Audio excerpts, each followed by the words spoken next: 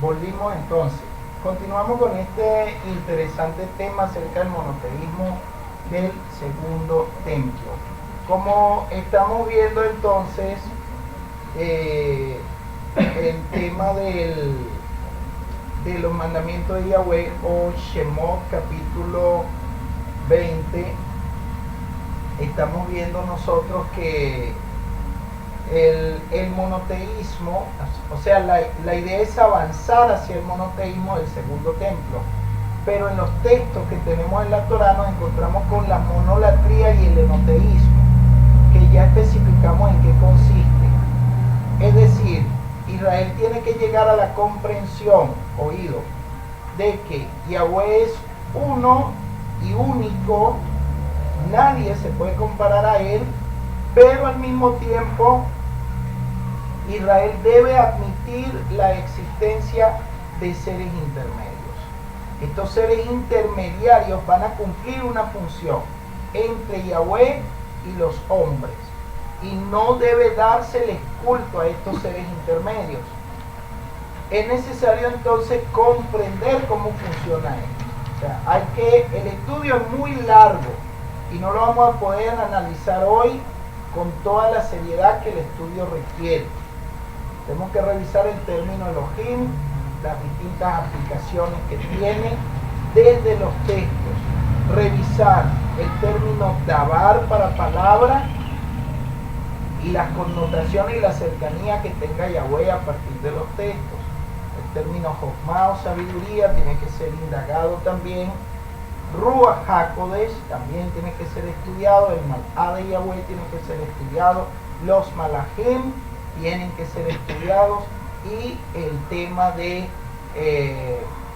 Hanoch, Eliyahu, Moshe y la ascensión, todos estos temas tienen que ser analizados para poder tener una comprensión clara de la función de los intermediarios y hasta dónde llega. Y por supuesto, tenemos que indagar en las fuentes de las escrituras, lo que ellas tienen que decir acerca de Yahushua HaMashiach. Así que esto es, estamos apenas paseándonos por la investigación al tema. O sea que aquí tendríamos que hacer una tesis del monoteísmo del segundo templo. Así que estamos muy lejos de llegar al fondo de este asunto. Pero, por lo menos, lo estamos viendo. ¿Me hago entender? Entonces, tenemos que buscar cómo Israel va a comprender el monoteísmo, repito, del segundo templo. Del segundo templo. Israel sabe que Yahweh es el ser supremo y en ese sentido es el único, ¿ok?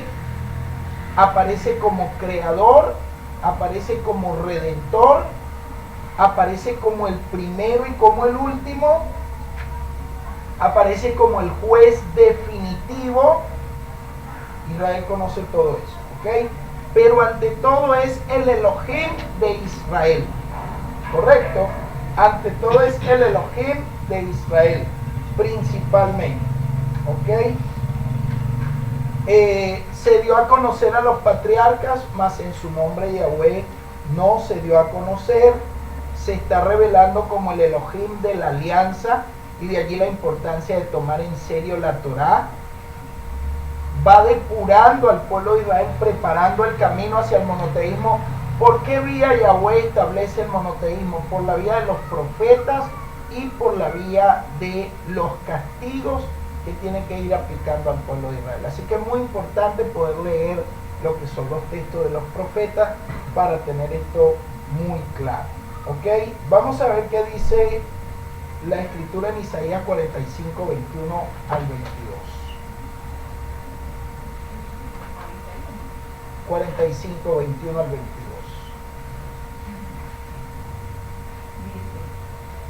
Declaren y acérquense que entren juntos en consejo. ¿Quién anunció esto desde la antigüedad?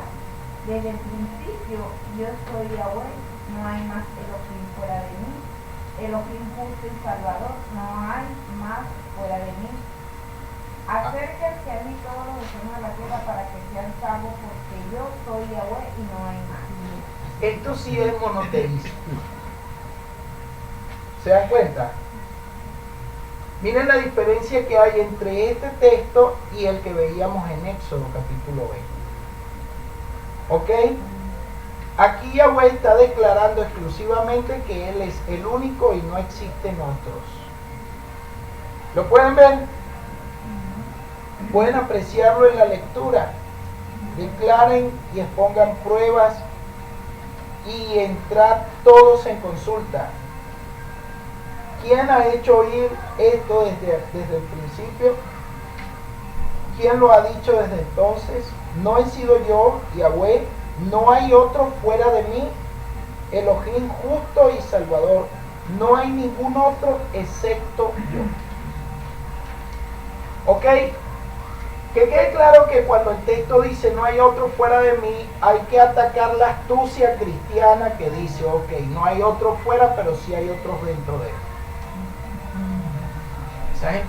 Esa gente son malamañosos. Dicen, no, es que el texto dice que no hay otro fuera, y en verdad fuera de él no hay otro, pero dentro sí, dentro está el Hijo y está el Espíritu Santo. Entonces hay que tener cuidado porque no es eso lo que está planteando el texto. El texto está planteando monoteísmo. Monoteísmo en estado estricto y en estado puro. Este es el segundo Isaías. Este es el Isaías del destierro, del exilio babilónico. Y allá en Babilonia Israel está aprendiendo lo que es la existencia de un solo Elohim. O sea que es importante considerar esta teología. Esta es la teología que van a hacer en el destierro. Esta es la misma teología del capítulo 1 de Génesis. Vayomer Elohim, Vayomer Elohim, Vayomer Elohim, Vayomer Elohim. Es Elohim. Elohim es uno de único. ¿Me hago entender? Ahora que usted dice Vayomer Elohim, cuando el ave dice y dijo Elohim, también soltó todas las palabras así se van dando en secuencia ordenada. Sí, el pastor dijo que esta es la única palabra y se considera ese texto. Exactamente. Es el único lugar en el canal donde ocurre eso, allá donde lo vimos. Entonces, sin lugar a dudas, este pasaje sí nos está hablando de monoteísmo. Hay unicidad de Elohim. La convicción de que solo Yahweh va a ser designado como el Elohim vivo y verdadero. ¿Se comprende? Esta designación implica pues que está rivalizando con otras tendencias.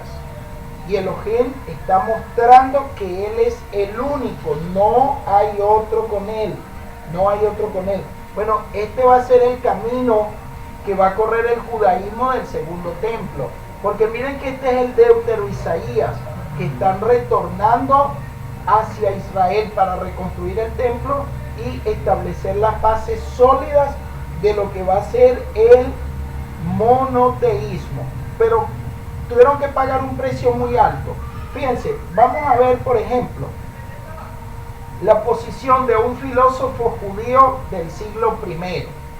Voy a hablar de Filón de Alejandría. Voy a citar a Filón de Alejandría para que nosotros veamos la posición de este filósofo.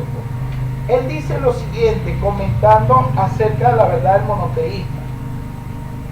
Y es importante este testimonio porque es del siglo I. Así pensaban los judíos en el siglo I. Incluso en Filón de Alejandría, que es filósofo que va a intentar poner en diálogo la Torá con los filósofos griegos.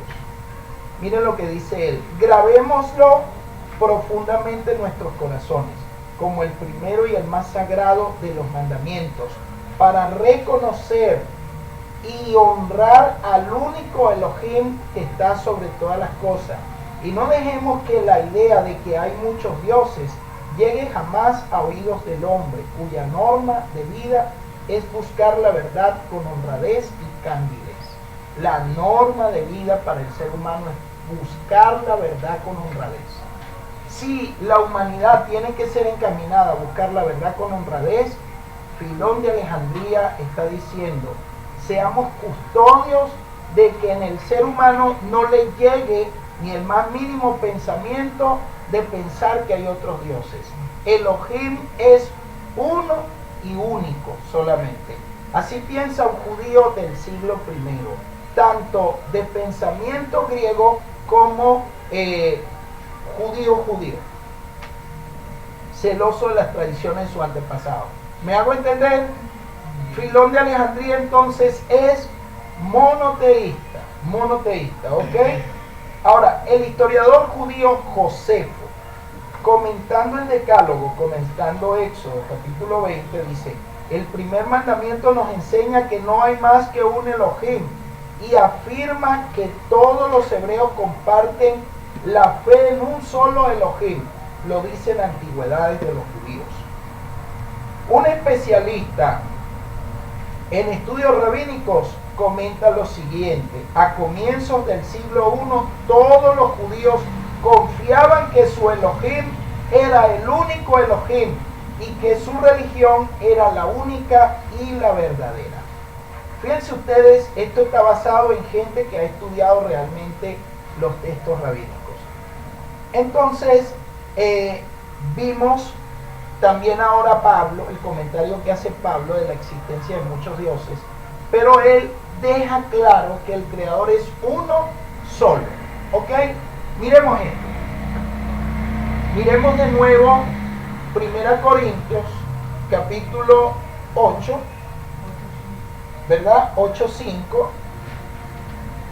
Y miremos lo que dice Pablo: porque aun cuando hay los llamados dioses, sea en el cielo o en la tierra, como hay muchos dioses y muchos señores, para nosotros, sin embargo, hay un solo Elohim, el Padre, de quien proceden todas las cosas, y nosotros para Él, y un solo Adón, Yahushua HaMashiach, por medio de quien son todas las cosas, y nosotros por medio de Él. Pero no en todos hay este conocimiento.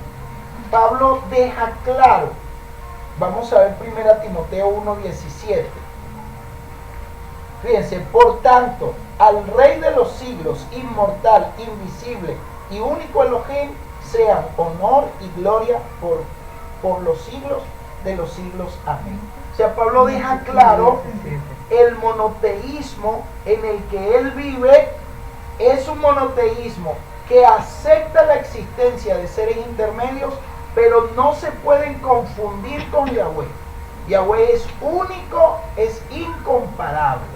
¿Correcto? O sea, es importante estudiar este monoteísmo del segundo templo, donde el cristianismo, por no conocer este monoteísmo, ha elevado a Yahushua a la categoría de Yahweh. Eso es inadmisible en el monoteísmo del segundo templo. Entonces, por eso quiero que vayamos estudiando nosotros bien este tema. ¿Cuál era el monoteísmo del segundo templo? Entonces, aquí lo que importa es que solamente uno es digno de ser honrado y adorado. Todo el culto va dirigido a Yahweh, reconociendo la importancia y la existencia de seres intermedios. A pesar de eso, Israel adora solamente a uno, y es Yahweh. Esta convicción se ve reforzada. Yahushua le dice a Hasatán: a Yahweh, tu Elohim, adorarás y solo a Él servirás. Ok, entonces nos va quedando claro esta convicción que tenía. ¿Qué vemos entonces? Que el monoteísmo es una conquista de Israel. Es una conquista de los profetas. Es una conquista de Yahweh. Pero se fue adquiriendo en el precio de la historia. Y tenemos que mirar esto para poderlo entender, para poderlo apreciar. Israel en el siglo I está convencido por pruebas irrefutables que Yahweh es uno solo. Y no hay más que compartan la dignidad que tiene Él. Lo demás, seres intermedios. Pero nadie tiene el rango o la categoría que tiene Yahweh. Todo esto lo aprendió Israel a partir de la historia, y que Yahweh nunca les dio la espalda, siempre estuvo tratando con ellos, Ahora, ¿qué vemos nosotros en la historia de Israel y en los textos del Tanaj? Se puede ver el sincretismo que tenían, se puede ver el paganismo que tenían. Ustedes han leído los libros Primera de Reyes, Segunda de Reyes, Primera de Crónica, Segunda de Crónica. Allí se puede ver todo el paganismo en el que vivían. Por ejemplo, el culto a Baal, el sacrificio de hijos o de niños. Y cómo todo esto lo fueron impulsando reyes. Por ejemplo, fíjense el caso de Acab y su esposa Jezabel. Vamos a ver Primera de Reyes, capítulo 16, versículo 31 hasta el 33. Vamos a mirar textos, por favor. Primera de Reyes 16, del 31 al 33. Porque le fue cosa ligera andar en los pecados de Jeroboam, hijo de Nabat. ¿Cuáles son los pecados de Jeroboam? Los becerros que hizo en Dan y Betel. ¿Para qué? Para que las 10 tribus no subieran a Jerusalén, no adoraran a Yahweh en el lugar que él había escogido. Entonces, ¿qué está estableciendo? La idolatría. Entonces nos está diciendo porque le fue cosa ligera andar en los pecados de Jeroboam, hijo de Nabat, sino que tomó por mujer a Jezabel. Esto es lo que está haciendo acá. Tomó por mujer a Jezabel, hija de Baal. Miren el culto a Baal. Miren, el padre de Jezabel es Baal. O sea, tenía el nombre de su Dios. Su Dios era Baal, rey de los sidonios. Y fue a servir ¿a quién? A Baal. Y se postraban ¿ante quién? Ante él. Y erigió un altar ¿a quién? A Baal, en el templo de Baal que había edificado en Shonrim, en Samaria. Entonces miren cómo han establecido. Todo esto ocurría en el reino del norte. Se fijan todos los problemas que habían. Hay que estudiar esto. Ahab hizo también un árbol ritual, una imagen de acera, provocando a ira a Yahweh, Elohim de Israel, más que todos los reyes de Israel que habían sido antes de él. Se dan cuenta que aquí Yahweh tiene que empezar a lidiar, a pelear una batalla. Primero empieza con el reino del norte, aunque Salomón ya era idólatra en el fin de sus días. Entonces el monoteísmo tiene que ser una conquista histórica, pero hay que ver que el monoteísmo no eliminó los seres intermediarios. ¿Se entiende esto? ¿Sí o no? Estamos viendo textos que prueban esto. El sincretismo fomentado también en el siglo II, en el siglo II antes del Mesías, cuando intentaron persuadir a los Yehudí, a los judíos, de que Yahweh no era sino otro nombre de Zeus. Imagínense, esto lo intentaron hacer en el siglo II antes del Mashiach. Yahweh, no, ese es otro nombre, es otro de los nombres de Zeus, pero es el mismo.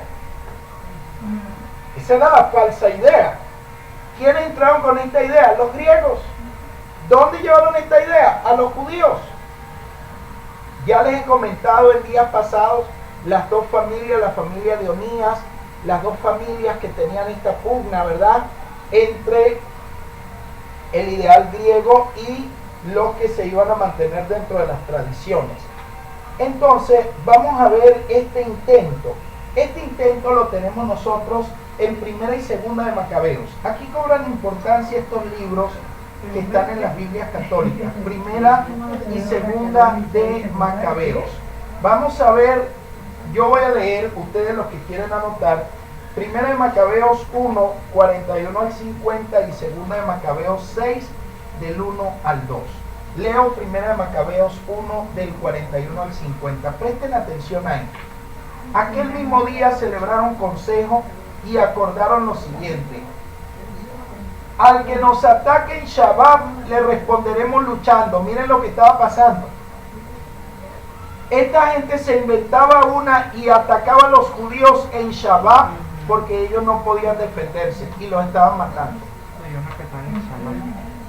¿Se da cuenta? No, ahí no está. No, en la católica. Por eso les digo que aquí cobran importancia las Biblias católicas porque son las que conservan estos libros. Primera de Macabeos, capítulo 1, del 41 al 51. Miren lo que está ocurriendo. Miren lo que está ocurriendo. Documentación histórica. Aquel mismo día celebraron consejo y acordaron lo siguiente: al que nos ataque en Shabbat le responderemos luchando. O sea, tenemos que defendernos porque nos están matando. Se aprovechan del Shabbat para matarnos. ¿Ven? Entonces, luego dice: así no pereceremos todos como nuestros hermanos en las cuevas. Estaban escondidos. Ahora miren, entonces se les añadió el grupo de los leales, los separados, los leales israelitas aguerridos, todos ellos sinceramente fieles a la Torá. Miren el celo que había por la Torá, porque estaban haciendo el judaísmo helénico de pensamiento griego y estaba un judaísmo tradicional, ya los que habían regresado en tiempos de Esdras y de Zorobabel, celosos de la Torá. Entonces el texto nos está diciendo: entonces se le añadió el grupo de los leales israelitas aguerridos, todos ellos sinceramente fieles a la Torá.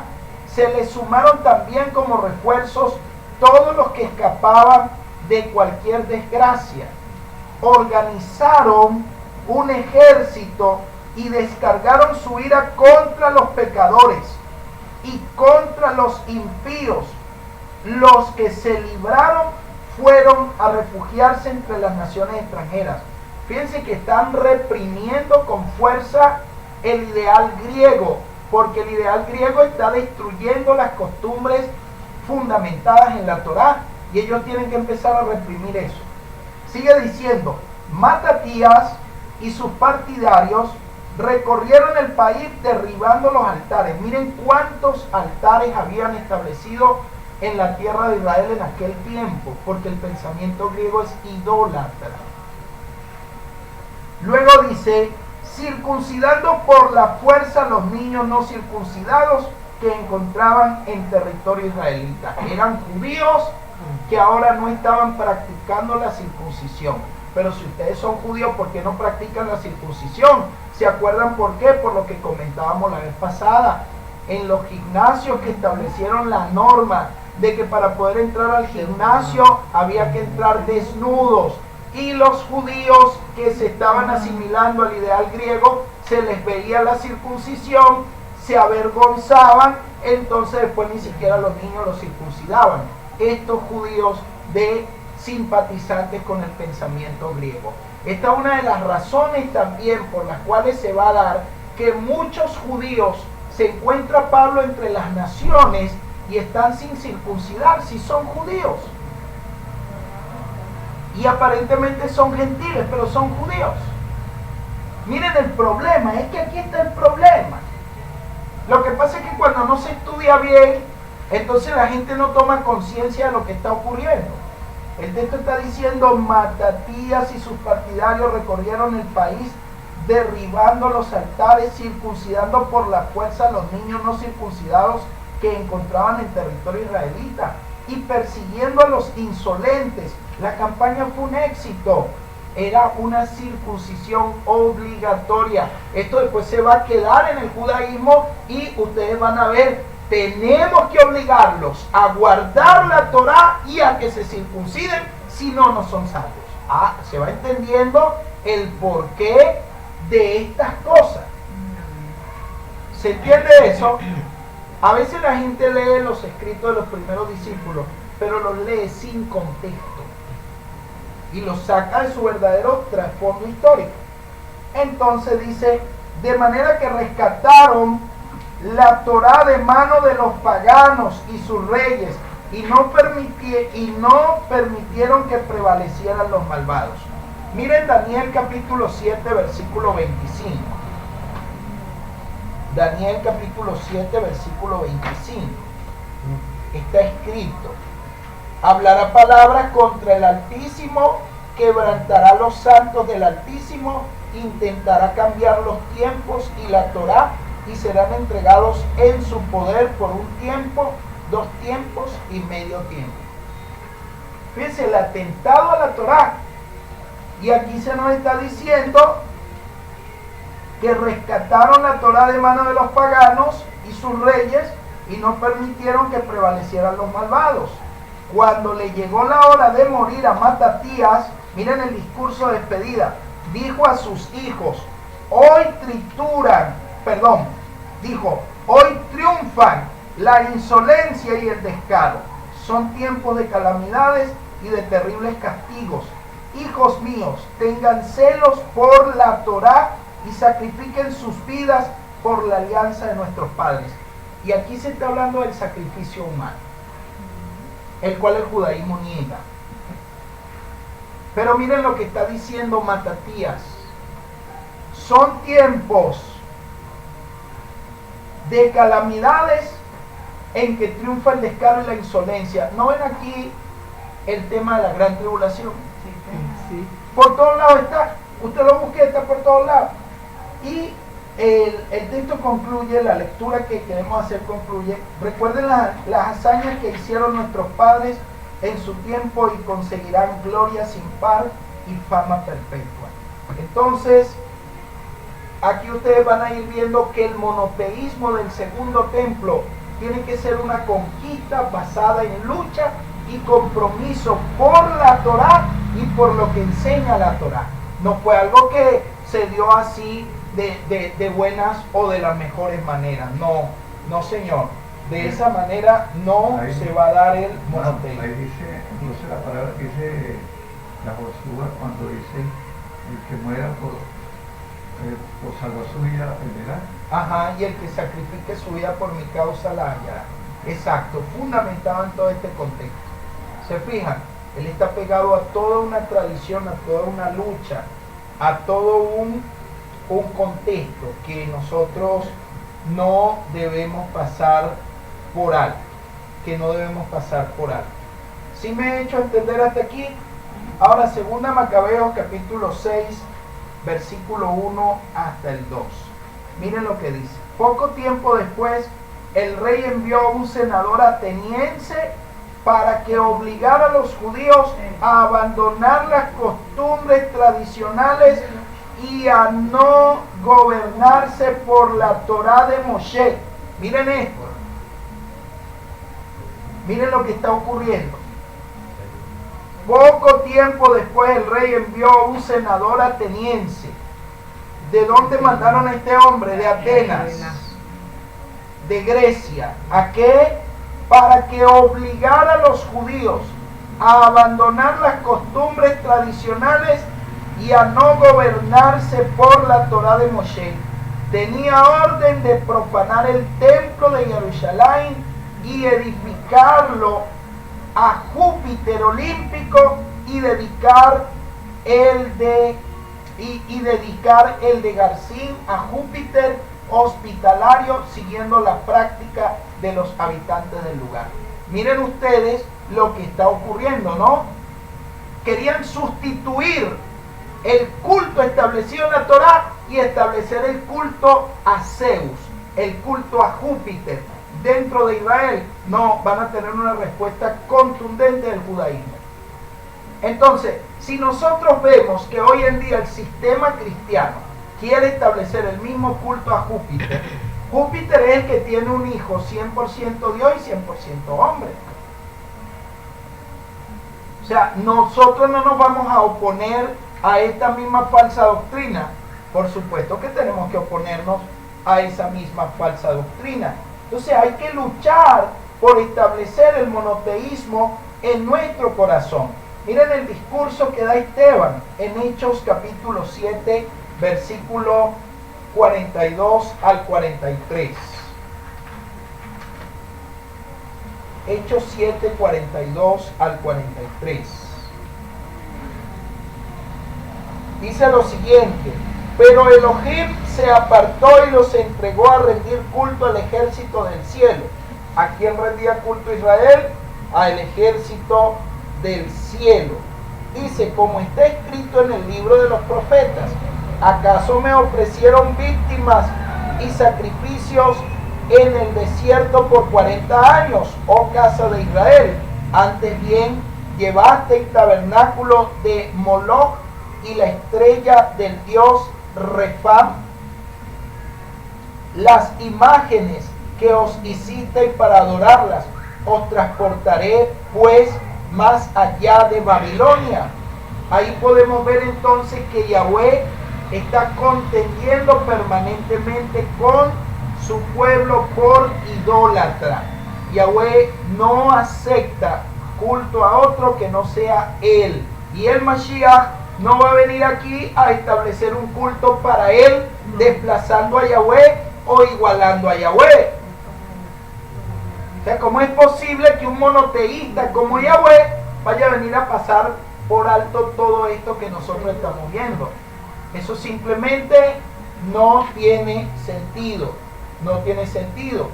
En el exilio babilónico fue consecuencia pues de la fascinación de Israel por el ejército de los cielos. Fue consecuencia de la fascinación de Israel por ídolos. Entonces Yahweh, para enseñarlo, lo lleva al cautiverio, lo lleva por allá. Así fue que Israel, en la memoria de Israel, le quedaron grabados los pecados de idolatría por los cuales tuvo que pagar. ¿Va a volver a incurrir en ellos? Por supuesto que no. Tenemos que estudiar, tenemos que analizar esto muy bien. Además, la Torah presentaba de manera paradigmática el pecado del becerro de oro. ¿Qué implicó el pecado del becerro de oro? El que Moshe Rabenu tuviese que romper las primeras tablas de la Torah. Y después tuvo que subir y bajó en Yom Kippur con las segundas tablas. Con el perdón para el pueblo, pero Yahweh quería destruir ese pueblo y sacar otro. ¿Sí? Sí, hacer uno nuevo.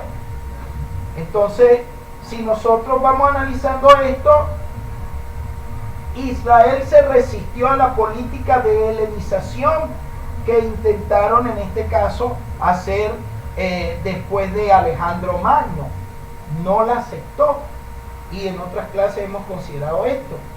De manera que se puede considerar que el Shema lo tenían como un muro de contención.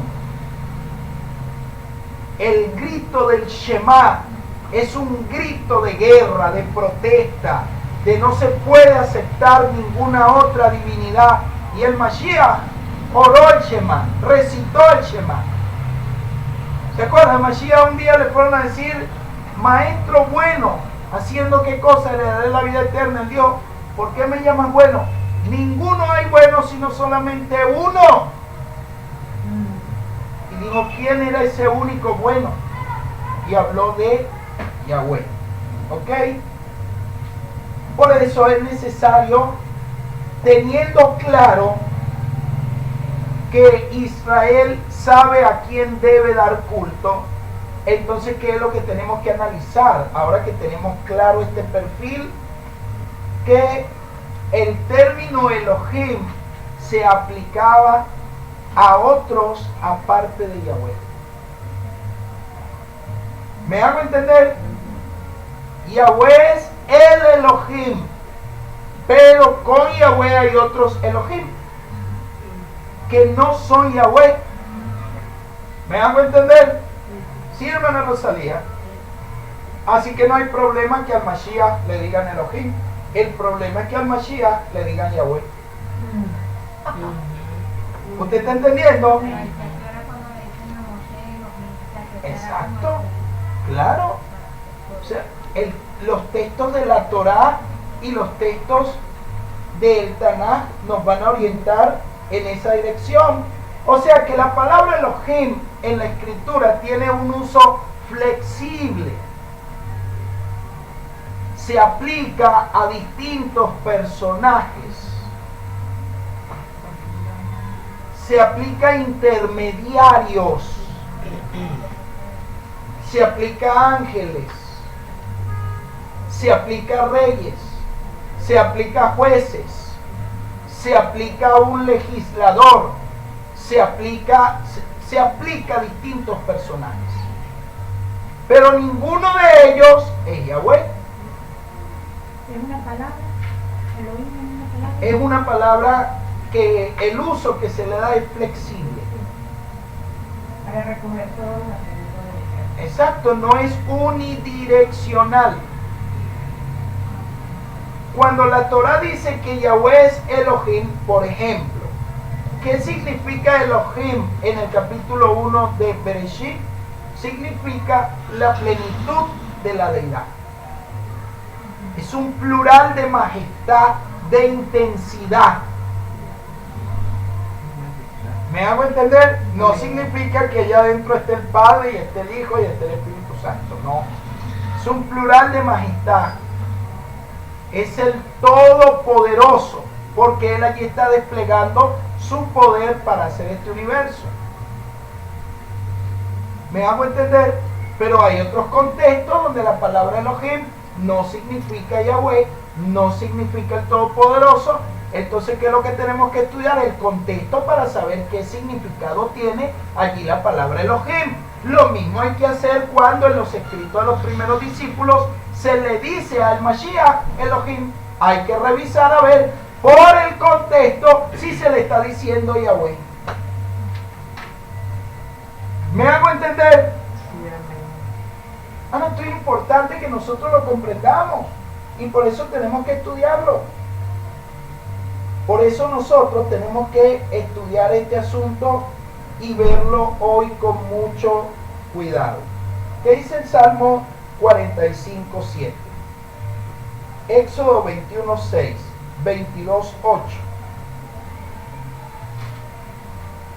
Salmo 45:7, Éxodo 21:26.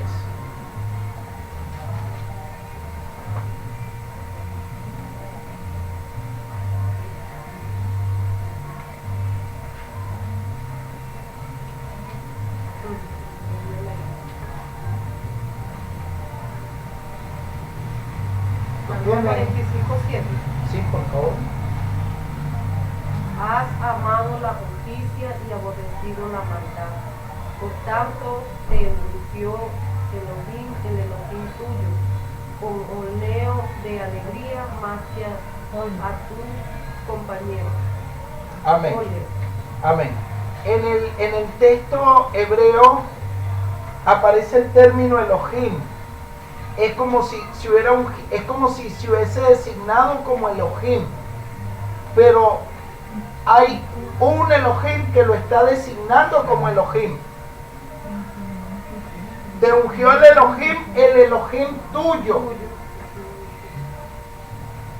Y esto va a aplicar al Mashiach.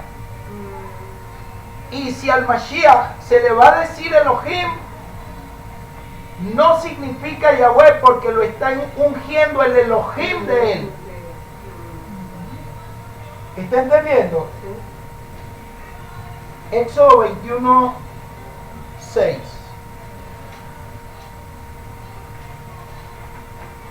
Porque esto es lo que me ha dicho Yahweh. Ve, acosta un vigía para que informe precisamente lo que vea. 21:6, Éxodo. A ver, ¿tú no dijo Isaías? No, Éxodo 21:6. Me asustó. 21:6. Ajá. Entonces su amo tiene que acercarlo al Elohim verdadero y tiene que ponerlo contra la puerta. Fíjese, su amo tiene que acercarlo al Elohim verdadero. Otra versión, por favor. A los jueces. Ok. Porque el texto, pero ya va, hermana, es que el texto hebreo dice Elohim. Sí. Bueno. No dice jueces. Ya vamos a aclarar. Aquí dice jueces también. Allí también dice jueces. ¿Y allá qué dice? Ante Elohim. ¿Y allá qué dice? Aquí y que los jueces, pero remata aquí diciendo ante Elohim. Ok, vamos a explicar. Vamos a explicar. El texto hebreo dice ante Elohim, pero la traducción más correcta es ante los jueces. Necesitamos aclarar qué es lo que estamos viendo, que la palabra Elohim no siempre significa Yahweh, y allí la palabra Elohim no significa Yahweh, sino jueces Ese es uno de los casos donde el término Elohim significa jueces. Porque, fíjese, lo acercarán ante los jueces. ¿Y cuál es el término allí para jueces? Elohim. Los jueces son Elohim. ¿Por qué son Elohim? Porque están investidos de autoridad para juzgar de parte de Elohim. ¿Se da cuenta? Entonces sería un error llegar a pensar que cuando a un juez se le llama Elohim, se le está llamando Yahweh. Sería un error pensar que porque a un juez se le llama Elohim, yo le tenga que dar culto. Entonces, cuando usted lee los escritos de los primeros discípulos que el Mashiach es Elohim, sería un error que usted le dé culto. Usted tiene que revisar, y por la escritura tenemos indicios de que a los jueces se les llama Elohim. Y este es uno de los casos. 22:8 de Éxodo, tenemos exactamente la misma idea. 22:8. Si el ladrón no fuere hallado, entonces el dueño de la casa será presentado a los jueces para que se vea si ha metido su mano en los bienes de su prójimo. ¿Se da cuenta? Será presentado ante los jueces. ¿Qué es lo que dice el texto de la Torá? Será presentado ante Elohim. ¿Qué significa allí? Perdón. Aquí dice el Elohim verdadero. Al Elohim verdadero. Pero el contexto es jueces. Eso está mal. Está malo, claro. Ellos ahí no entienden el significado de la palabra Elohim. La palabra Elohim, hay momentos donde representa Yahweh y hay momentos donde lo que representa es autoridad, jueces, seres poderosos. ¿Qué es un juez? Es un intermediario en asuntos de justicia entre Yahweh y los hombres. ¿Se da cuenta? Son seres intermediarios y se les llama Elohim. ¿Está claro eso? Otra cita que les di es una cita problemática, no la vamos a analizar ahorita.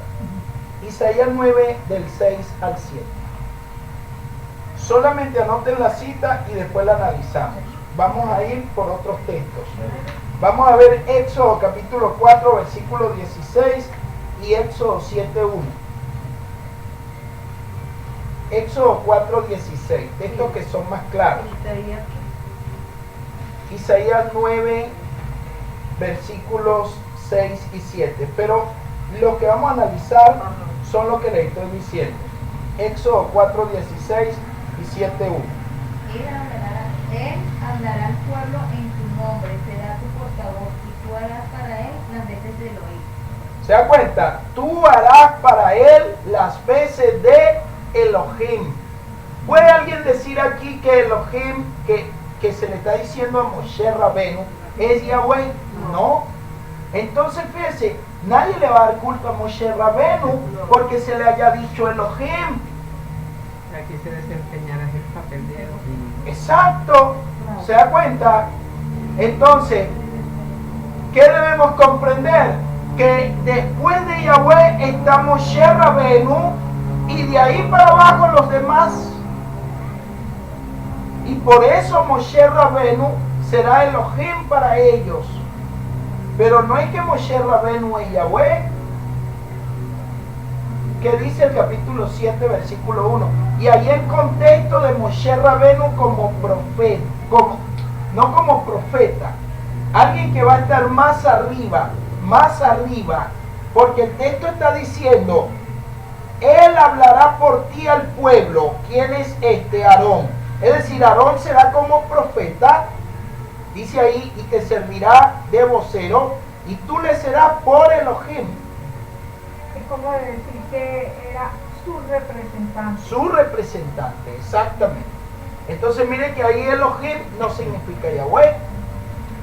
O sea, no porque a alguien se le diga Elohim, se le está diciendo que es Yahweh y ahora hay que darle culto. No. Entonces si al Mashiach se le dice Elohim, ¿eso significa que se le está diciendo Yahweh? No, el sistema cristiano que no comprende esto cae en idolatría, cae en idolatría. Éxodo 7:1. Yahweh le contestó a Moshe, mira, yo te pongo en el papel de Elohim, aquí es para el faro, Ajá, con tu hermano Aarón como tu profeta. amén. Fíjense que ahora Moshe Rabenu va a ser Elohim para Faraón. O sea, otra vez lo que se está destacando es que si en el primer pasaje que leímos de Éxodo 4:16, Moshe está más arriba que un profeta, está más alto que un profeta, Moshe solamente va a recibir instrucciones de Yahweh y desde Moshe Rabenu bajan las instrucciones para todo el pueblo. Ahora Moshe Rabenu va a estar más arriba que Faraón, aquí en Éxodo capítulo 7. Entonces, está más arriba que Faraón, pero no está más arriba que Yahweh. ¿Se da cuenta? Entonces, otra vez vamos teniendo indicios claros de que en el Tanaj se aplica el término Elohim a jueces, a Moshe Rabenu, también se aplica a reyes, y el Mashiach fue rey. Entonces es muy importante tomar en cuenta, es válido que se le aplique el calificativo de Elohim. La pregunta es, cuando le dicen al Mashiach Elohim, ¿le están diciendo Yahweh?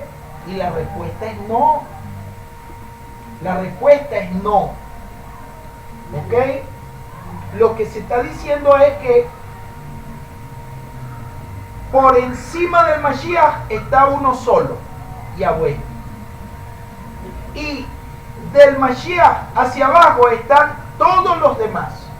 Todos los demás están por debajo del Mashiach, sin excepción. ¿Perdón? Pablo lo clasificó cuando habla que el hombre es la cabeza de la mujer, la cabeza del Amén. hombre es Mashiach, de la cabeza Mashiach. Exactamente, es Yahweh. Así, muy bien. Excelente comentario. Miren lo que dice Filón de Alejandría. Otra vez, veamos lo que piensa un monoteísta del segundo templo. Miren lo que piensa Filón de Alejandría con respecto a el término Elohim que se aplica a Moshe Rabén. Miren lo que dice él. A ver cómo leo yo este comentario. Según el libro de Éxodo, Elohim encargó a Moshe que fuera como Elohim para Aarón. Y Filón no duda en interpretar este pasaje en el sentido de que Elohim lo designó como Elohim. Lo leo así. Filón no duda en interpretar este pasaje en el sentido de que Yahweh designó a Moshe como Elohim. Y él dice lo siguiente: fue nombrado Elohim y rey de toda la nación de Israel. ¿Se acuerdan la vez pasada que le dije que Moshe era como una especie de rey para la nación de Israel? Y que era al mismo tiempo como una especie de Cohen. ¿Se acuerdan? Sí. Que él cumplía desempeños de sacerdote sin que tuviera formalmente el cargo o el nombramiento, y cumplía funciones de rey sin que hubiese sido formalmente llamado como rey. Pero es que nadie estaba por encima de Moshe Rabenu, a excepción de Yahweh. Moshe era el jefe. Entonces miren lo que está diciendo Filón: fue nombrado Elohim y rey de toda la nación. Moshe no era ya un hombre, sino Elohim. Miren lo que está diciendo Filón. Moshe ya no era un hombre, sino Elohim. Interesante. Bien, añade inmediatamente Filón, o sea, después de que presenta esto, Filón añade lo siguiente: aunque ciertamente un Elohim para los hombres, no para todas las partes de la naturaleza, dejando así al Padre de todo el lugar de rey y Elohim de Elohines. ¿Qué le parece? Esto es un monoteísmo en estado puro, porque está reconociendo la autoridad que Yahweh le dio y está diciendo, Moshe ya no era un hombre, en verdad era Elohim, aunque deja claro que era Elohim de los hombres y no de la naturaleza, para que Yahweh sea el Elohim de los Elohines. ¿Se da cuenta? Y podemos ver esto tan importante a pesar de que Moshe Rabenu, por Moshe Rabenu vino la plaga de los piojos, de las moscas, o sea, fue utilizado para que Yahweh moviera los elementos de la naturaleza. Y digo esto porque nosotros vamos a ver el mismo despliegue en Yahoshua. Yahoshua camina sobre las aguas, Yahoshua usa la naturaleza, pero tenemos nosotros que dejar muy claro todo esto. Un monoteísta del siglo I nos deja esto muy claro. Nos deja esto muy claro. Y vamos a mirar aquí cosas. Vamos a ver si puedo encontrar un pasaje. A ver si es Juan capítulo 20. Ayúdenme a buscar donde al Mashiach se le dice Elohim. Ayúdenme a buscarlo aquí en Juan. Sí, a ver si está aquí en el capítulo 20 de Juan. Vamos a ver. Vamos a ver. Ajá.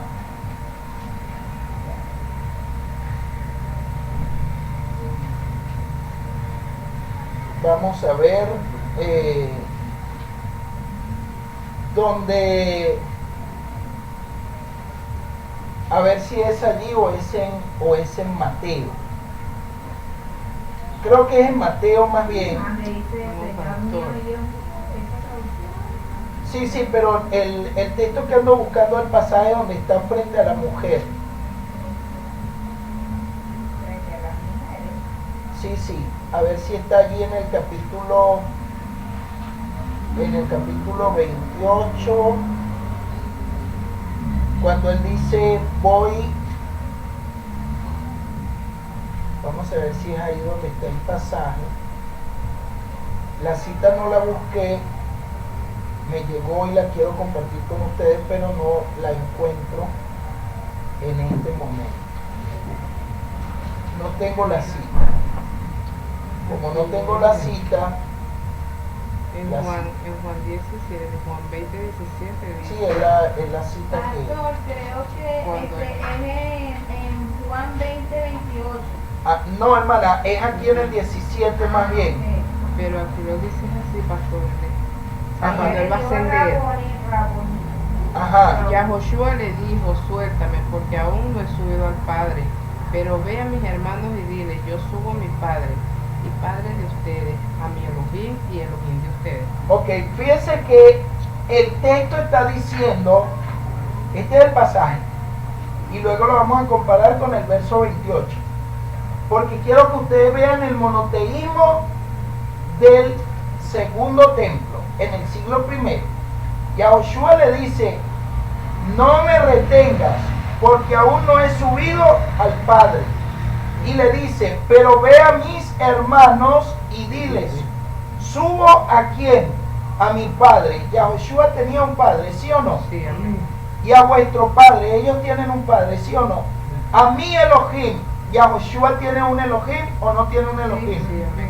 Y a vuestro Elohim, el Elohim de ellos es el Elohim de Yahoshua, el Padre de Yahoshua es el Padre de ellos. ¿Estamos claros? Amén.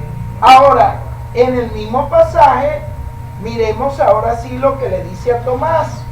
Lo que le dice Tomás, ¿Qué versículo? allí mismo en el versículo 28. Tomás respondió, Adón mío y mi Elohim. ¿Cómo entendemos aquí la palabra Elohim?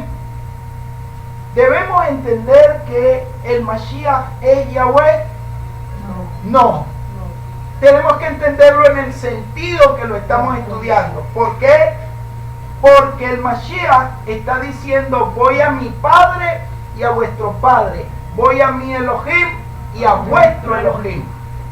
¿Se comprende eso? Yahweh no tiene a quién ir, porque después de Yahweh no hay más nada. En cambio el Mashiach sí tiene a quién ir, porque después del Mashiach sí hay alguien. ¿Quién es? Yahweh. ¿Se comprende? Las citas que dimos fueron Juan 20, 17 y el verso 28. ¿Se comprende eso? Entonces es importante que nosotros tomemos en consideración esto.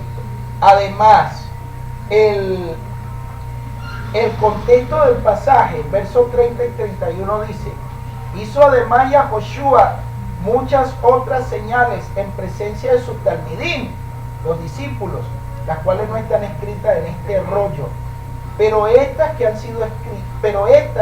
han sido escritas para que confíen que Yahoshua es el Mashiach, el ungido, el hijo de Elohim. No para que confíen que el Mashiach es Yahweh. Lo especifica. ¿Se comprende eso? Entonces, tomemos en consideración, por favor. Sigo comentando entonces a Filón. Filón dice que Moshe fue nombrado Elohim y rey de toda la nación. Moshe ya no era un hombre, sino Elohim. Aunque ciertamente un Elohim para los hombres y no para todas las partes de la naturaleza, dejando así al Padre de todo el lugar de rey y Elohim de Elohimes.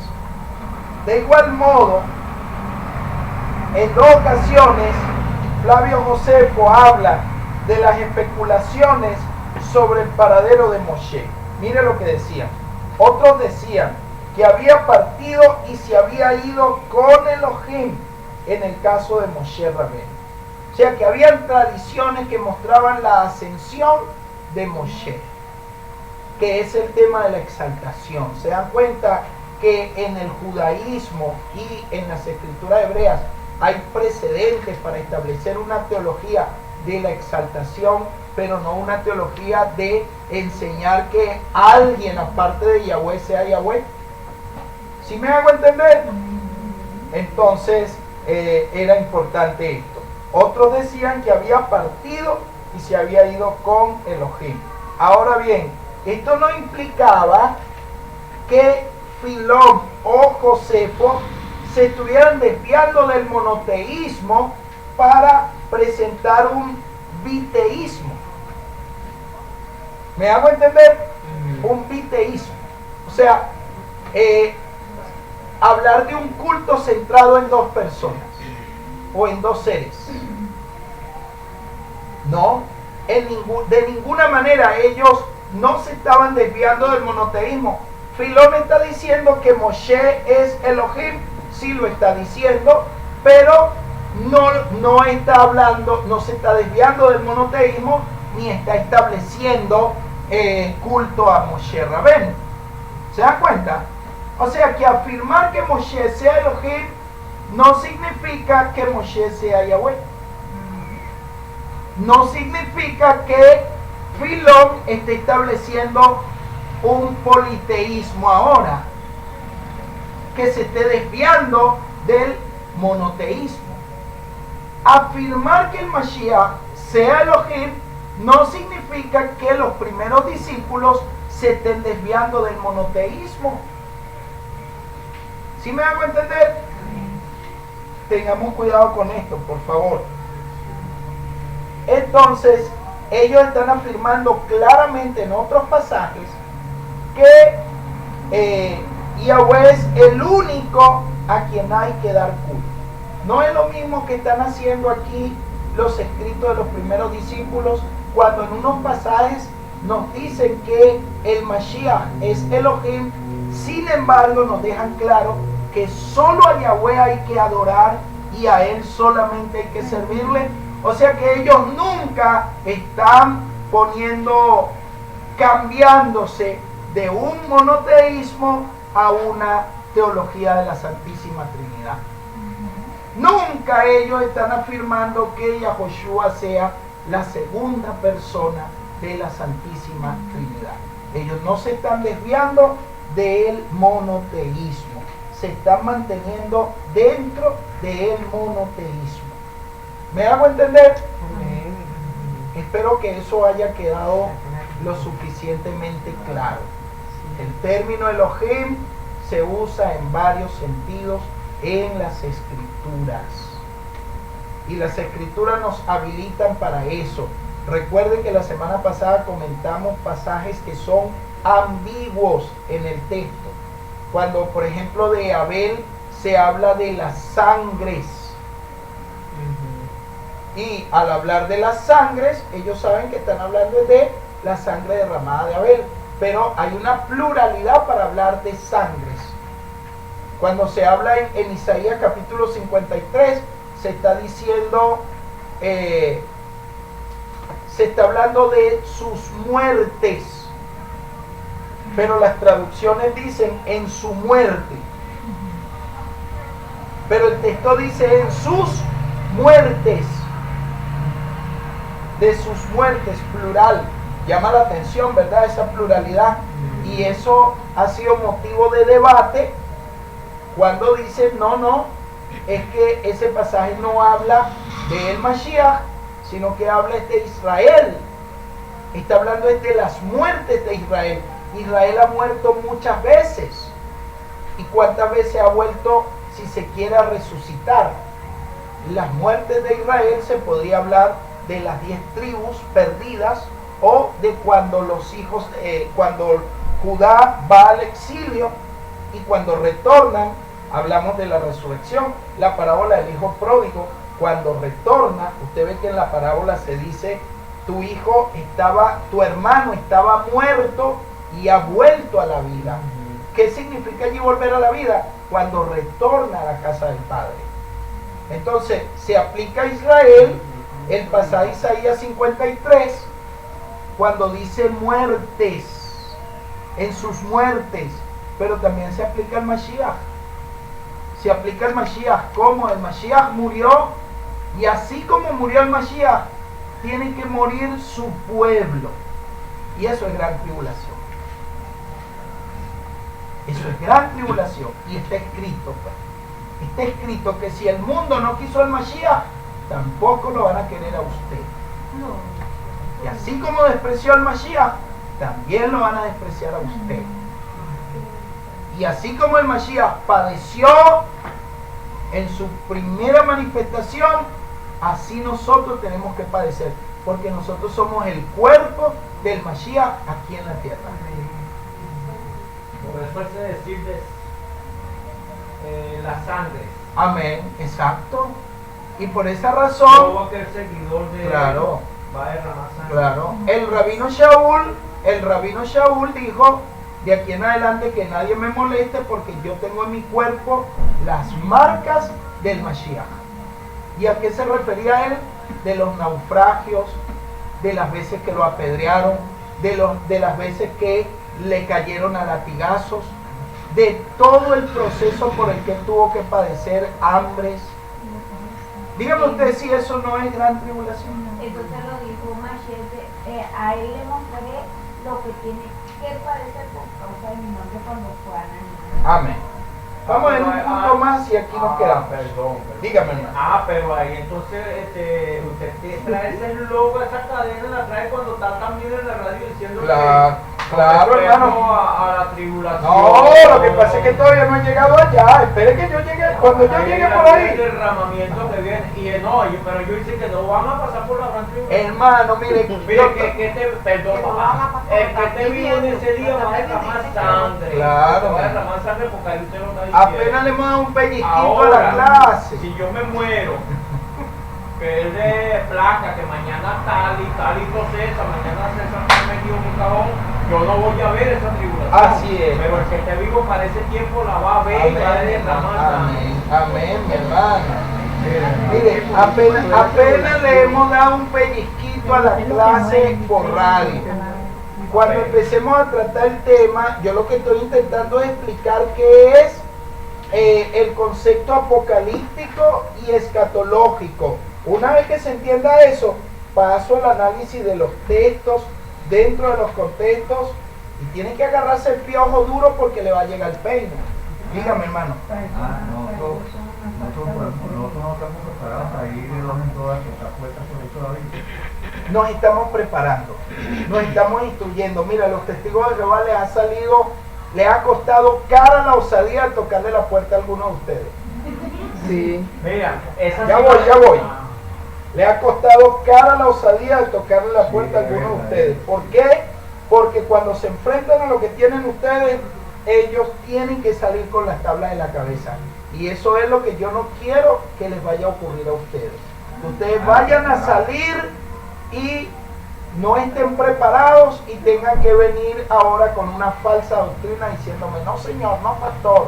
Usted, no. El Mashiach preparó a los suyos, los instruyó y luego los envió. No envió gente confundida, envió gente preparada, armada hasta los dientes. Eso es lo que Y como cuando quería nos decir. toca a nosotros que tocarle a un judío, tenemos Claro, imagínense que usted le toque a un judío o que le toque a un rabino, la puerta a un rabino.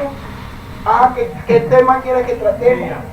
Fuerte la cosa. Esto va a ser, Dígame. ya regreso. esto va a ser troznante. A Amén. lo mejor no sabía decir la palabra. Ajá.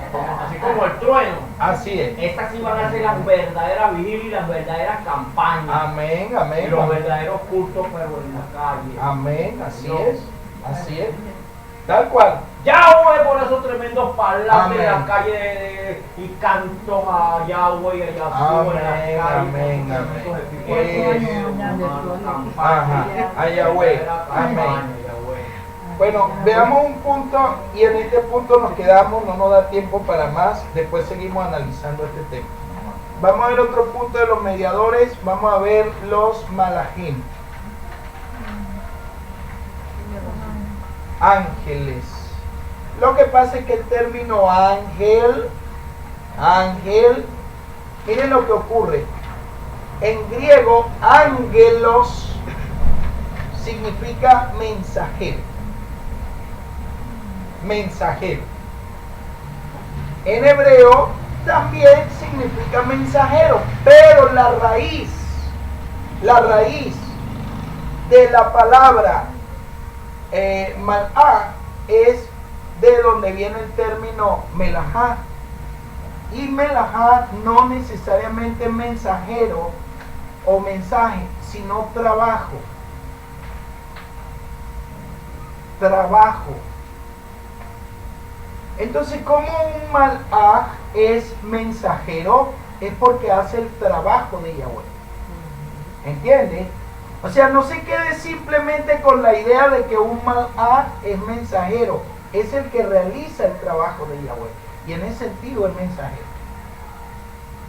¿Sí me hago entender? Los malajim son mensajeros porque hacen la melajá de Yahweh, hacen el trabajo de Yahweh. ¿Queda claro eso? Amén. Por eso van a ser como Yahweh cuando están realizando una labor sin ser Él. Están haciendo su trabajo. Por eso que este estudio es muy importante porque nos permite apreciar verdades que no habíamos visto. El término malach también aplica a mensajeros humanos. Entonces no podemos confundir o restringir el término solamente a seres celestiales, también aplica a seres humanos, porque también los seres humanos hacen la melajá de Yahweh. Por ejemplo, los profetas, los reyes, los kohanim están haciendo la melajá de Yahweh, están haciendo el trabajo de Yahweh. Son seres a quienes se les va a comisionar una misión. ¿Sí me hago entender? Por ejemplo, que dice Génesis 32, versos 3 y 6. Bereshit.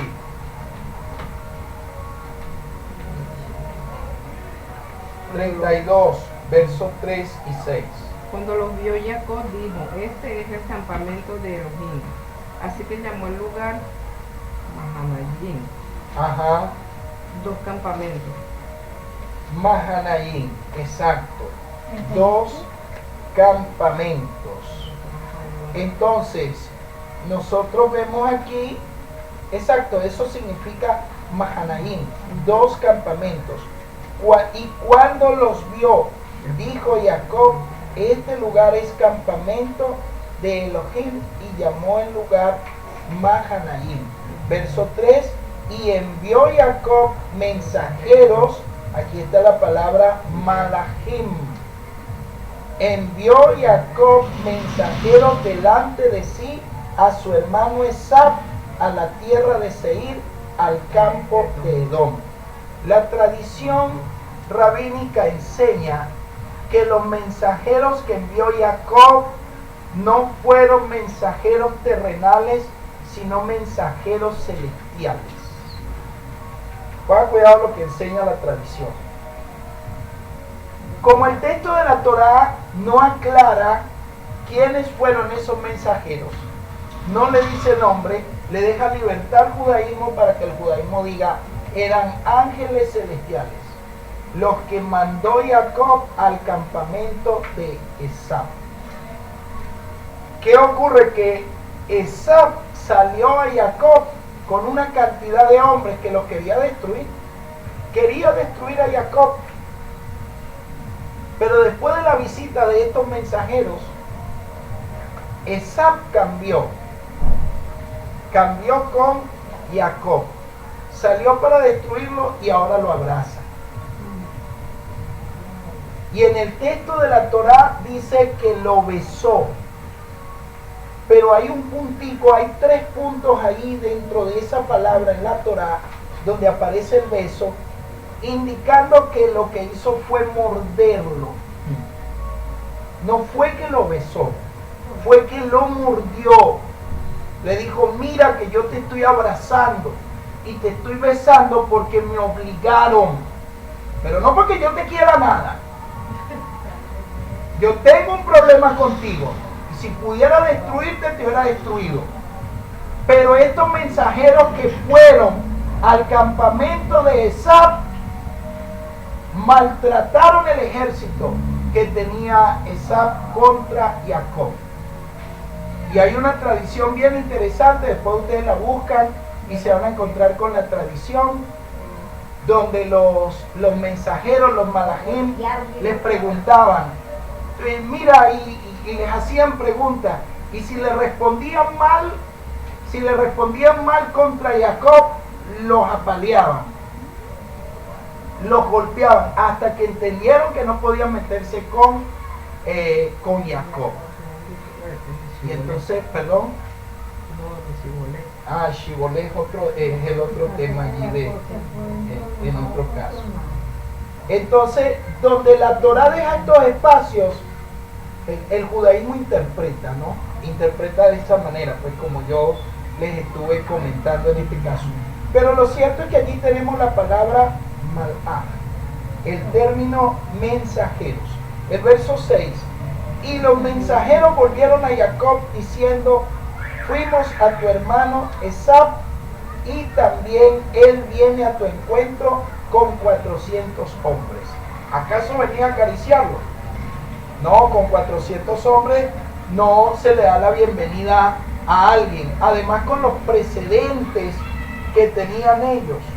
Los precedentes que tenían ellos era que Esab quería la vida de Jacob, porque le había quitado la bendición del primogénito, y eso ustedes lo han leído. ¿Ok? Entonces es importante ver pues que aquí vemos el término malachim como mensajeros. ¿Ok? Elohim envía un ángel para comunicarse con los profetas. O sea que cuando a los profetas les venía palabra de Yahweh, se la traía un malach. ¿Entienden eso? Se la traía un malach. Recibían la palabra por medio de ángeles. O también los ángeles iban directamente a los hombres. Vamos a ver, por ejemplo, Primera de Reyes, capítulo 13, versículo 18, por favor. El 19, 5 al 7 también. Segunda de Reyes 1, versículos 3 y 15. Y Zacarías 1, 9. Zacarías 1, 9. Primera de Reyes 13, 18. El otro le dijo, yo también soy profeta como tú, y un mensajero me ha dicho por mandato de Yahweh, hazlo volver contigo a tu casa para que coman pan y beban agua. ¿Se da cuenta? Ajá. Pero le estaba mintiendo. Ok. Y un mensajero, ¿qué mensajero le había hablado a ese profeta? Un malaj. Mensajero es malaj. O sea que está la tradición de que los profetas reciben la palabra de Yahweh por medio de uno de estos intermediarios celestiales. ¿Se comprende eso? Ok. Seguimos leyendo en las citas que di. El verso 18 dice: pero él dijo, yo también soy profeta así como tú, y un malaj me ha hablado por revelación de Yahweh. ¿Se da cuenta? Un ángel me ha hablado por revelación de Yahweh. O sea, así se dice que los profetas recibían la palabra por medio de ángeles. Los ángeles eran mediadores. Estamos viendo los mediadores y estamos viendo los malajim como mediadores. ¿Correcto? ¿Sí se entiende eso? Veamos una cita más. Una cita más de las que di. Capítulo 19 de Primera de Reyes, versos 5 y 7. Primera de Reyes. 19, versos 5 y 7. Y recostándose debajo del enebro, se quedó dormido, y he aquí el malaj lo tocó y le dijo, levántate y come. Ahora fíjense ustedes, ¿a quién le está hablando este malaj? A un nabí. ¿Cuál es este nabí? Elías. ¿Cómo está recibiendo él la instrucción o la voluntad de Yahweh? A través de un malaj. ¿Se fijan? Ajá, exacto, también sale. Entonces Jezabel, no, pero vamos a leer. Entonces Jezabel envió un mensajero a Elías diciendo, en este caso el término es malaj, pero ¿qué significa aquí malaj? No un ser celestial, sino un ser humano. Mientras que en el texto que nos corresponde aquí, estamos hablando de un ser celestial. ¿Correcto? Por eso es importante analizar los textos dentro de su debido contexto.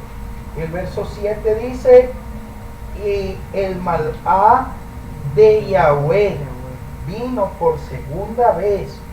Fíjense que en el verso 5 se dice que lo tocó un malaj, y en el verso 7 se dice que es el malaj de Yahweh quien lo está tocando.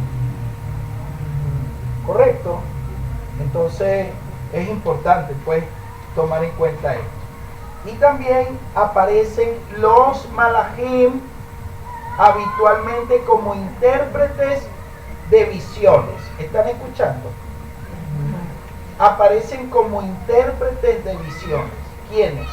Los malajim, los ángeles como intérpretes de visiones. ¿Dónde aparece esto? En la literatura apocalíptica. En la literatura apocalíptica los ángeles son intérpretes de visiones. Vamos a ver Daniel capítulo 9 versículo 21 hasta el 22.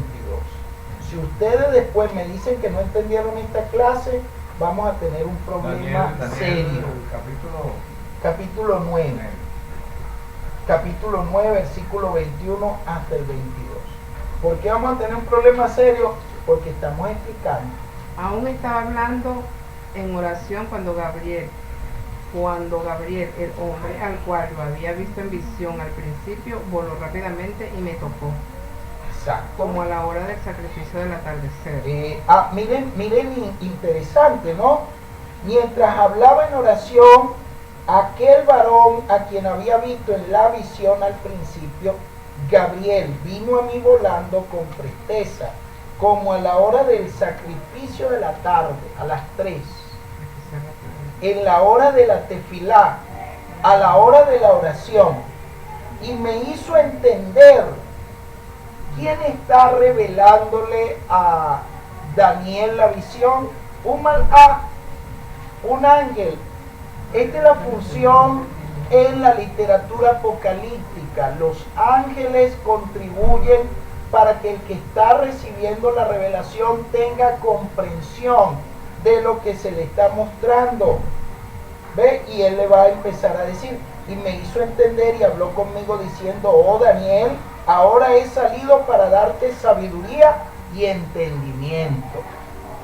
Y se le va a decir, al principio de tus ruegos fue dada la orden y yo he venido para enseñártela porque tú eres un varón muy amado. Presta pues atención a la palabra y entiende la visión. Esto, la literatura apocalíptica, los ángeles van a estar muy activos.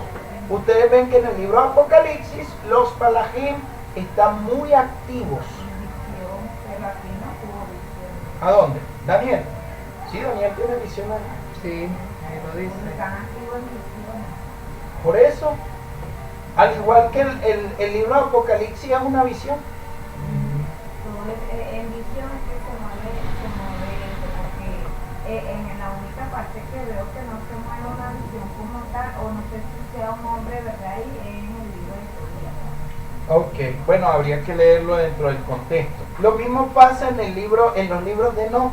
En los libros de Enoch están basados en visiones, ok, donde los ángeles aparecen como seres intermediarios. Entonces, estudiar estos relatos que ahora simplemente estamos leyendo son muy importantes cuando los analizamos dentro de su contexto, dentro de su propia época, porque lo que tenemos aquí son relatos de aparición que lo podemos denominar relatos angélicos teofánicos. Son ángeles que son portadores de teofanías. O sea, son ángeles, pero detrás de ellos está la autoridad de manifestar a la divinidad, no de reemplazarla, no de igualarla, sino de manifestarla. ¿Me hago entender? Y por eso son relatos angélicos, pero teofánicos, porque ellos no vienen a representarse a ellos mismos, ellos vienen a representar a aquel que les está enviando. Ellos son mensajeros y vienen a hacer la melajá de Yahweh, el trabajo de Yahweh. ¿Me hago entender? Es decir, traen un mensaje cuyo origen y fuente no son ellos mismos. El origen y la fuente del mensaje que traen es Yahweh. ¿Ok? Entonces, representan a Yahweh de una manera cercana e incluso podemos hablar casi que de la encarnación de Yahweh. A veces no solamente lo representan, sino que prácticamente lo encarnan. Se habla del ángel de Yahweh, él llevará mi nombre, cuídense de pecar contra él, no perdonará la rebelión. Cosas así se dicen. Y el ángel de Yahweh que persiguió a Adán. Exacto. Entonces, es importante notar. ¿Qué dice Génesis 16 del 7 al 12?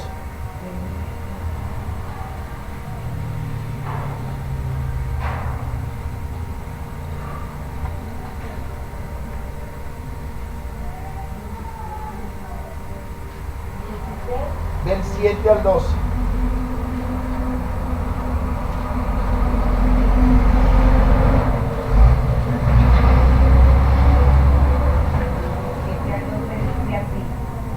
Y el ángel de Yahweh la halló por el camino de Agar, junto a un manantial de agua en el desierto, y le dijo: Agar, sierva de Sarai, ¿de dónde has venido y a dónde vas? Y ella contestó: huyo de la presencia de mi ama Sarai.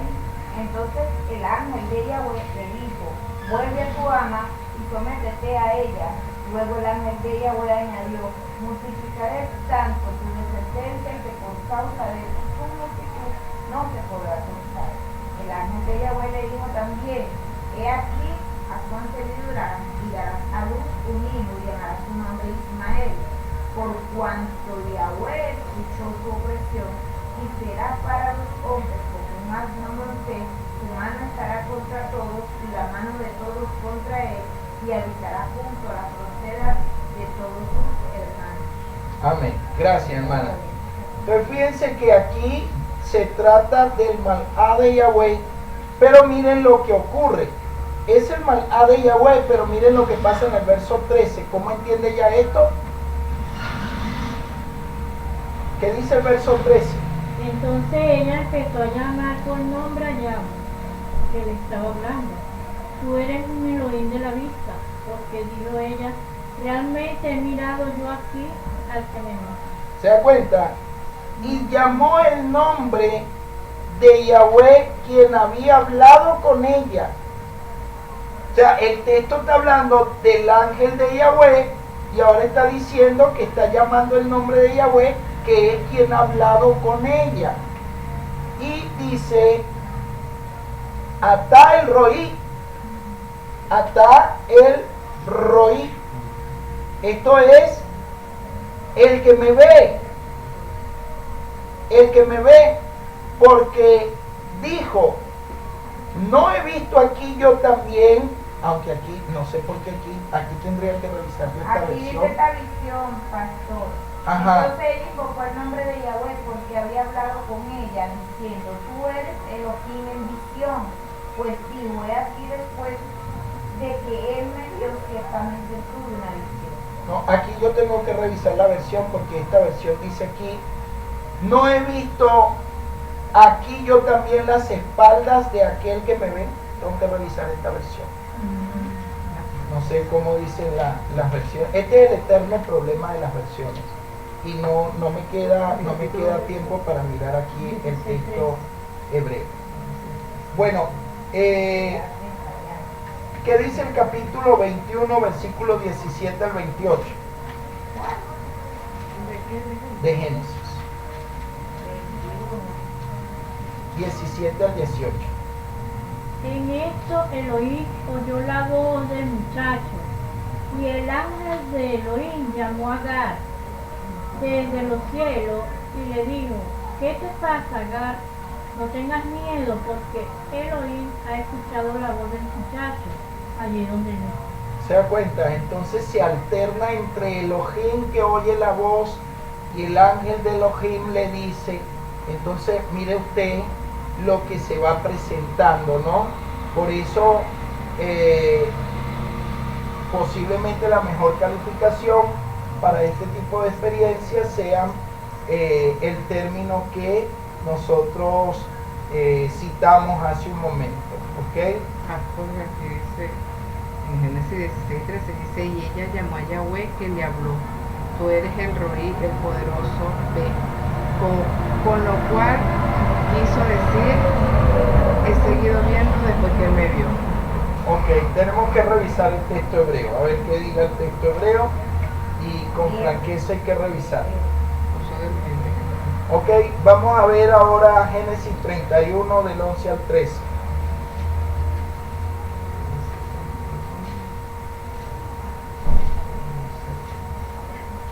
Y en el sueño un mensajero de Jah Elohim me dijo, Jacob, yo respondí, aquí estoy.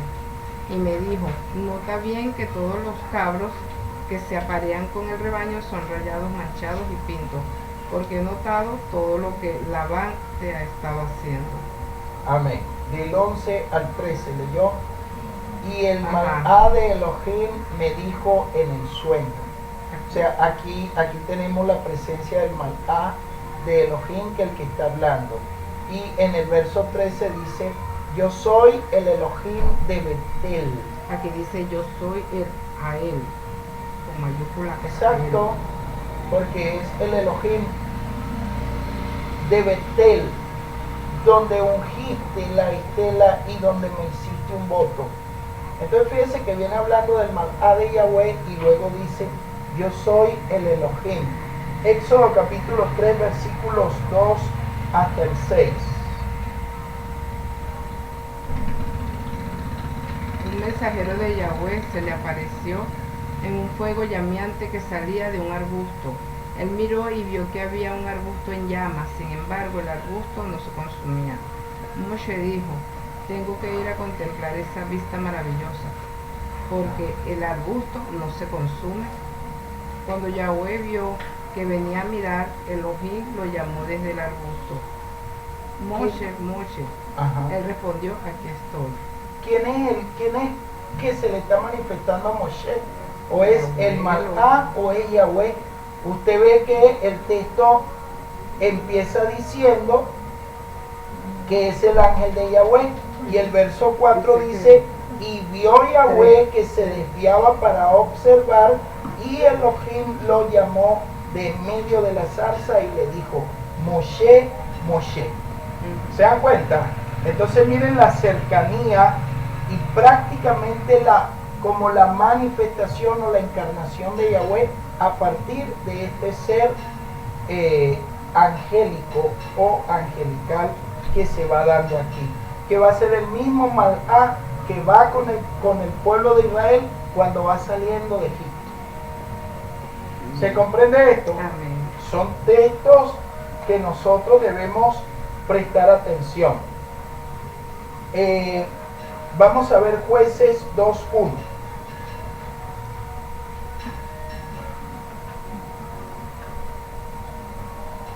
Un mensajero de Yahweh subió de Gilgal a Boquín y dijo, yo los hice subir de Misrayim y los traje a la tierra que les había prometido bajo juramento a sus padres, y dije, nunca quebrantaré mi pacto con ustedes. Amén. Fíjense que está hablando allí un mensajero de Elohim y está diciendo que fue él el que estableció el pacto con ellos. Entonces miren la ambigüedad que hay en todas estas citas. ¿Sí la ven? Hay que saber diferenciarlo. Y sobre todo hay que saber tratarlas. Sí, es tremendo. Hay que tratarlas. A ver, Diga. dice aquí, y subió un ángel de Yahweh desde Gilgal hasta Boquín y dijo a los hijos de Israel, así dice Yahweh, yo los saqué de la tierra de Egipto y los he traído a la tierra que prometí a sus padres, diciendo, jamás validaré mi pacto que hice con ustedes. El texto está hablando de aquel ángel que los hizo subir. Hay que leerlo, ¿sí? Hay que leerlo todo en su contexto, porque estos textos, escúchenme lo que les voy a decir.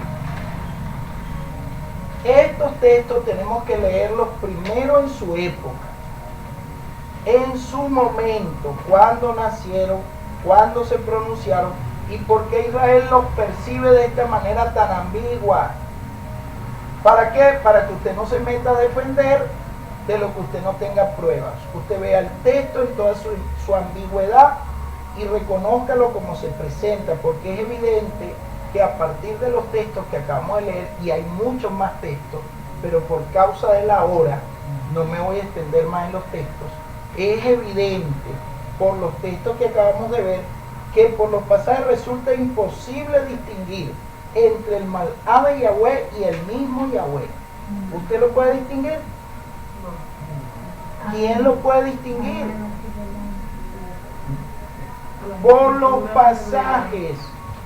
No es posible distinguirlo con claridad. Los textos quedan ambiguos. Obviamente se puede inferir que entre el Malá de Yahweh y Yahweh en muchos casos son la misma persona, son el mismo ser. Se puede ver allí que... Ya va, hermana, denme un segundito. Tenemos que decir entonces que los narradores de estos relatos no tienen necesidad alguna de establecer esa distinción que nosotros andamos buscando. Ellos no tienen necesidad de establecer la distinción.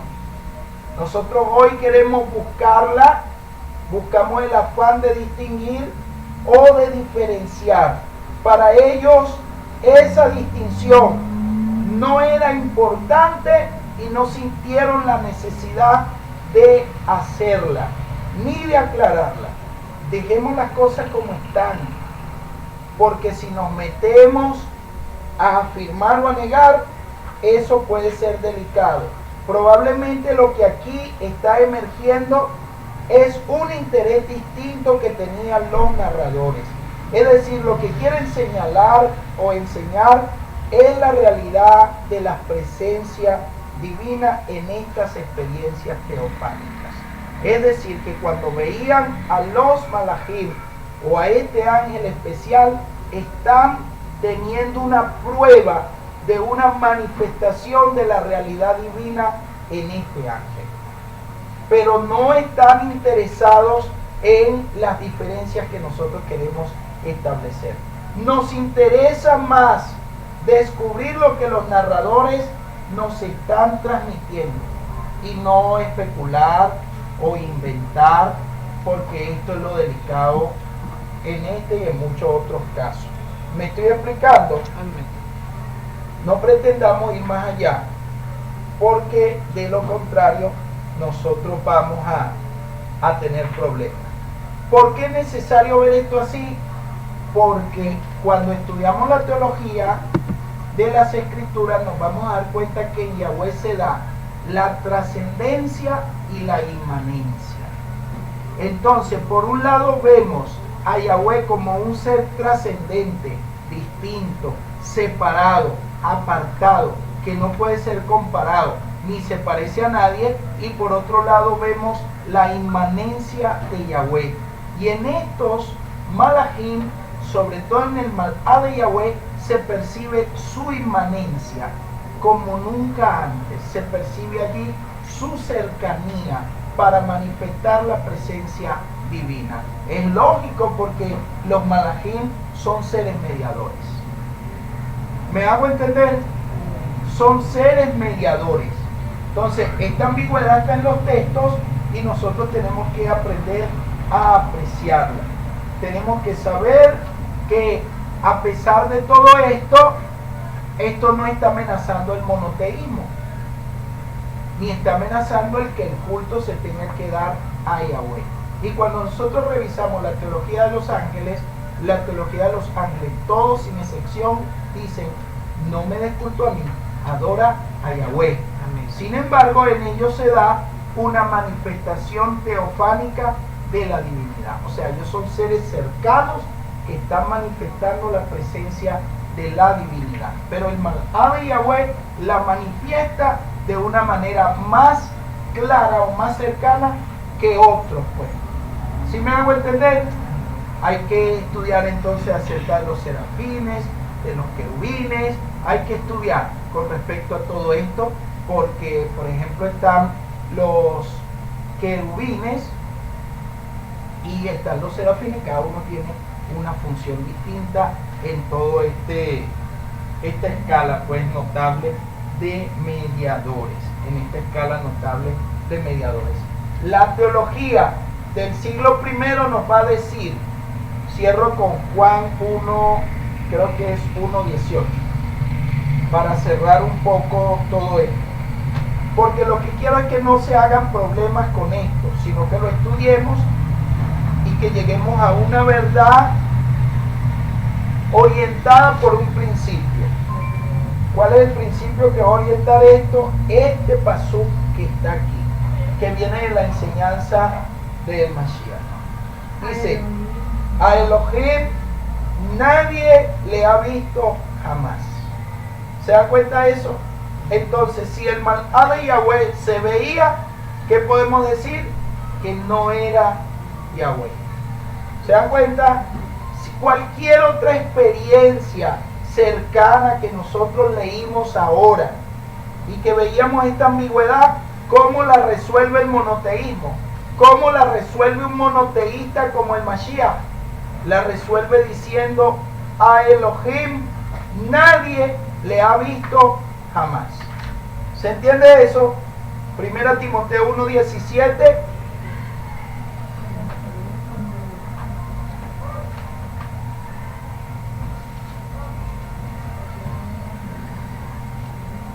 ¿Qué dice?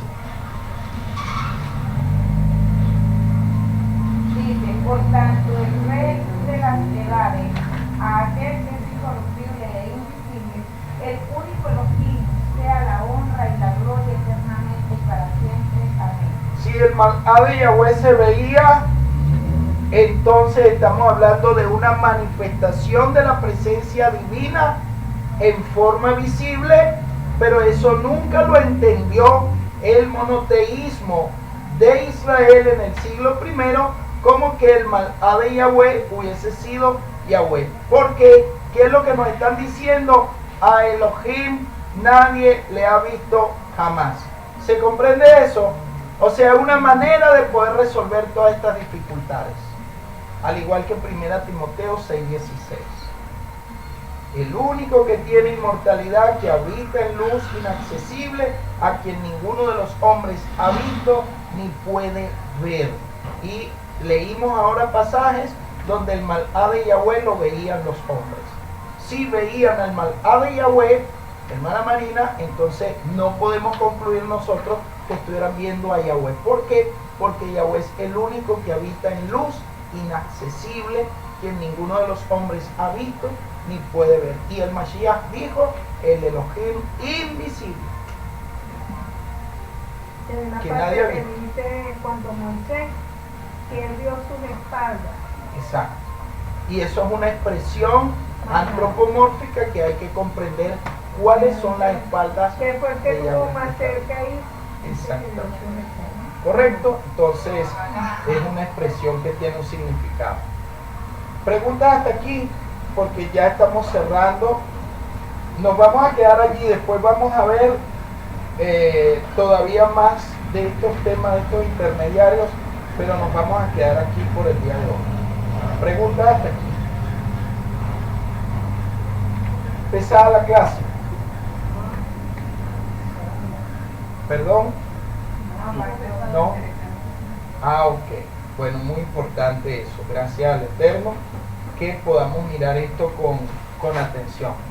Por eso los ángeles van a ser seres, como seres intermediarios. Va a haber una teología alrededor de los ángeles profunda. En el mal denominado Nuevo Testamento están profundamente activos y en el Tanaj también. Por lo menos en Génesis, pues, como entendemos que ellos desde Babilonia fue que empezaron a redactar, ¿verdad? Ajá. Todo esto, entonces, yo no sé en ciencia cierta con Abraham, pues porque habla que Abraham habló directamente con Yahweh, ni siquiera dice ángel de Yahweh. Claro, Habla claro, de- hermana, pero mire lo que dice el Mashiach, mire lo que dice el rabino Shaul, miremos lo que está diciendo el judaísmo del siglo I. A Elohim nadie le ha visto jamás. No, sí, porque se habla Ok. Y confiar las traducciones. Claro, exacto.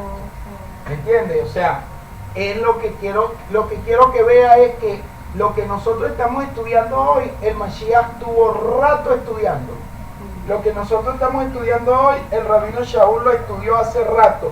¿Y qué es lo que dice el Mashiach? ¿O qué es lo que dice el rabino Shaul? A Elohim nadie le ha visto jamás. Quedémonos con eso. ¿Está bien? Nos quedamos con eso para nosotros no meternos en problemas. Pero todavía nos queda mucho por ver. Tenemos que ver la carroza Merkabah. ¿Cómo se llega a esta teología de la carroza Merkabah? Para que vayamos viendo la labor de los querubines, serafín, todo esto. ¿Oyeron? Pastor, Dígame. los ángeles, mejor dicho, el ángel de Ajá. Yahweh, se puede personalizar. Que se puede personalizar, sí, lo vimos que tuvo manifestaciones personalizadas. Normalmente, porque cuando estoy creyendo, cuando pues, los ángeles Sí. habitan Sí. Vinieron como Como varones. varones. Como varones. Claro, mi hermana, porque ellos pasan del mundo espiritual, entran al mundo de la materia y se tienen que materializar para traer un mensaje. Pero en estos tiempos no. Bueno, en estos tiempos, no sé, habría que revisar A ver qué dice la escritura. muy detalladamente. Hay una donde se le presentan a Abraham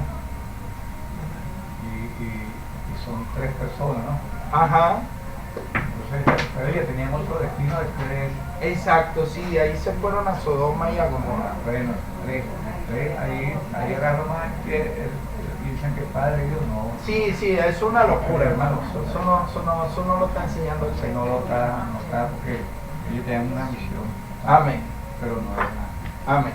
Shalom. Esto ya estaba parado el video. Estaba grabando. Perdón. Pues yo veo eso rodando todavía. Así, hermano. Yo más que te pagaron. No, porque como están en... Paró la grabación, hermano, por favor. Vamos a orar, por favor.